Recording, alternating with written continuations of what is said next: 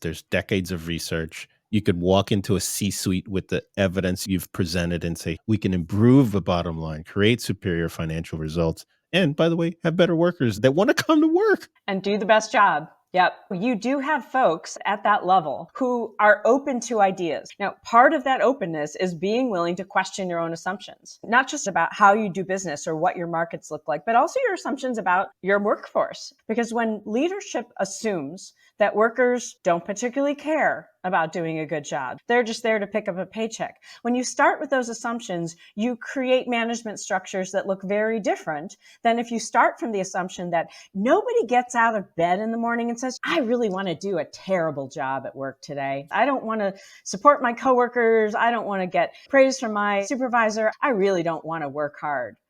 That's just not the case. I'm not saying there aren't unmotivated workers. There are, but it is a vast minority of the workforce. And when we approach the workforce like people don't want to work hard, we develop structures around that assumption. If we shift our mindset to say, everybody who walks in the door of this business, they have something important to contribute. They can add value if we enable them to do that. When you start with that assumption, you design very different jobs. And that's the way that you have an incredibly successful business.